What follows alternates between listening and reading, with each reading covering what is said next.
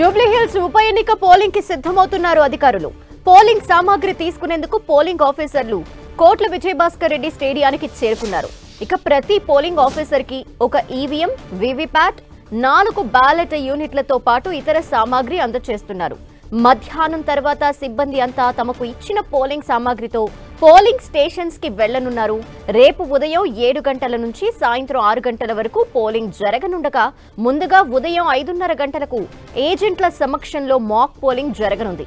అటు ప్రతి polling station కి presiding, assistant presiding officer, 2 polling officers ని నియమించారు.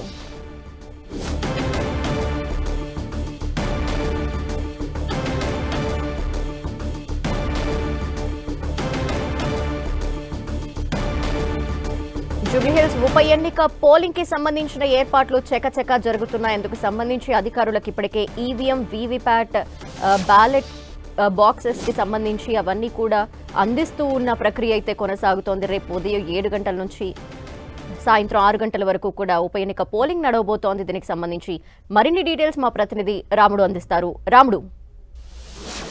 ధనలక్ష్మి, హైదరాబాద్ నగరంలో రేపు జరగనున్నటువంటి పోలింగ్ కు సంబంధించి మొత్తం ఏర్పాట్లు అయితే చేస్తున్నారు. ఈ రోజు డిస్ట్రిబ్యూషన్ సెంటర్ నుంచి మరికొద్ది సేపట్లో వాళ్ళందరికీ కూడా ఈవీఎంలు, అదేవిధంగా బ్యాలెట్ బాక్స్లను అన్నింటినీ కూడా అందించనున్నారు. ఆ తర్వాత వాళ్ళందరూ నేరుగా పోలింగ్ కేంద్రాలకు వెళ్ళనున్నారు. మధ్యాహ్నం భోజనం చేసిన తర్వాత దీనికి సంబంధించినటువంటి పోలింగ్ అధికారులందరూ కూడా తమ కేటాయించినటువంటి పోలింగ్ కేంద్రాలకు వెళ్ళనున్నారు. అంటే సమీపంలోనే ఉంటుంది కాబట్టి, జూబ్లీహిల్స్ నియోజకవర్గం దగ్గరలోనే ఉంటుంది కాబట్టి ఎలాంటి ఇబ్బంది లేకుండా అవసరమైనటువంటి రూట్ ఆఫీసర్లను, అదేవిధంగా అక్కడ ఉండేటువంటి మైక్రో అబ్జర్వర్స్ వీళ్ళందరినీ కూడా ఏర్పాటు చేయడం జరిగింది. వాళ్ళందరూ తమ సిబ్బంది అంతా కూడా ఆయా పోలింగ్ కేంద్రాలకు చేరుకున్నారా, అక్కడ అన్ని ఏర్పాట్లు చేసుకుంటున్నారా అనేటువంటి అంశాలను పరిశీలించనున్నారు. అధికారులు సూచించినటువంటి దాని ప్రకారం ఈ రోజు సాయంత్రం 5 గంటల నుంచి 6 గంటల మధ్యలో అన్ని పోలింగ్ కేంద్రాలకు సిబ్బంది వెళ్తారు. మొత్తం 407 పోలింగ్ కేంద్రాల్లో ఎలాంటి ఇబ్బంది లేకుండా అవసరమైనటువంటి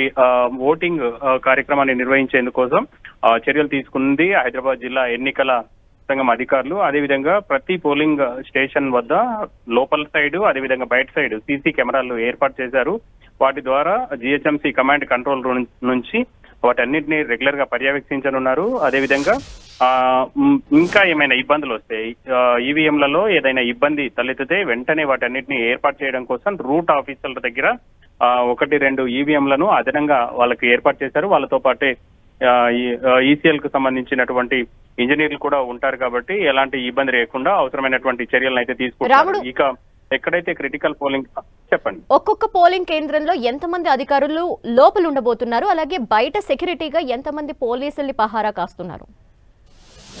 అంటే ప్రధానంగా మొత్తం ఈ పోలింగ్ నిర్వహణ కోసం ఒక పోలింగ్ స్టేషన్ లో 4 అధికారులు ఉంటారు. ఒకరు ప్రిసైడింగ్ ఆఫీసర్, ఒకరు అసిస్టెంట్ ప్రిసైడింగ్ ఆఫీసర్, 2 పోలింగ్ అధికారులు ఉంటారు. వాళ్ళతో పాటు బూత్ లెవెల్ ఆఫీసర్ బయట సైడ్ ఉండి వచ్చినటువంటి ఓటర్లకు ఫెసిలిటేట్ చేయనున్నారు. వాళ్ళ ఓటు ఎక్కడ ఉంది, ఆ పార్ట్ నెంబర్ కానీ ఆ సీరియల్ నెంబర్ కానీ అవసరమైతే వాళ్ళు స్లిప్ తెచ్చుకోకపోతే అప్పటికప్పుడు ఒక స్లిప్ రాసిచ్చేటువంటి అవకాశం. ఈ విధంగా ఓటింగ్ ప్యాటర్న్ కంప్లీట్ చేసేందుకోసం ఒక 5 మంది అధికారులు ఈసీ నుంచి ఉండగా, ఇక పోలీసులు బయట సైడ్ ఆయా ప్రాంతాల్లో క్రిటికల్ పోలింగ్ స్టేషన్లు ఉంటే అక్కడ కొంత ఎక్కువ మంది ఉండేటువంటి అవకాశం ఉంటుంది. ఇంకొకటి ఏంటంటే ఎక్కువ పోలింగ్ కేంద్రాలు, ఒక పోలింగ్ కేంద్రం ఒకే ప్లేస్ లో ఉన్నది మాత్రం చాలా తక్కువగా ఉన్నాయి. 2 పోలింగ్ కేంద్రాలు ఉండేటువంటి ప్రాంతాలు, 3 పోలింగ్ కేంద్రాలు, కొన్ని అయితే 7, 8, 10 పోలింగ్ కేంద్రాలు ఉండేటువంటి ప్లేస్ కూడా ఉంది. అక్కడ కొంత ఎక్కువగా జాగ్రత్త తీసుకోవడం కోసం స్పెషల్ గా లైన్లు ఏర్పాటు చేసేందుకోసం అవసరమైనటువంటి చర్యలు తీసుకుంటున్నారు.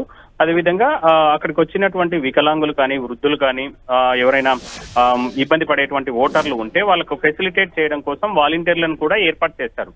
ఇట్లా ఎక్కువ పోలింగ్ కేంద్రాలు ఉండేటువంటి సెంటర్లలో వాలంటీర్లు కూడా ఉంటారు కాబట్టి ఎలాంటి ఇబ్బంది లేకుండా ఓటింగ్ సజావుగా జరగనుంది. మొత్తంగా ఒక 2,000 మంది వరకు పోలింగ్ సిబ్బంది, అంటే వాళ్ళకు 1,200 మంది వరకు పోలింగ్ సిబ్బంది ఉండేటువంటి అవకాశం, 1,600 మంది వరకు పోలింగ్ సిబ్బంది ఉండేటువంటి అవకాశం ఉండగా 10% మందిని కూడా ఎక్కువగా, అంటే అడ్వాన్స్ గా 10% మెంబర్స్ ని రెడీగా పెట్టుకుంటారు. ఎవరైనా పోలింగ్ స్టేషన్ లో అధికారులకు కానీ సిబ్బందికి కానీ ఏమైనా ఇబ్బందులు తలెత్తే, ఆరోగ్య సమస్యలు కానీ ఇతర ఇబ్బందులు ఏమైనా వస్తే వెంటనే వాళ్ళని రీప్లేస్ చేసేందుకోసం మొత్తం ఓటింగ్ ప్రక్రియ అంతా కూడా సజావుగా జరిగేందుకోసం అవసరమైనటువంటి 10%, అంటే దాదాపు 2,000 మంది అయితే అక్కడ ఉంటారు, రెడీగా ఉంటారు.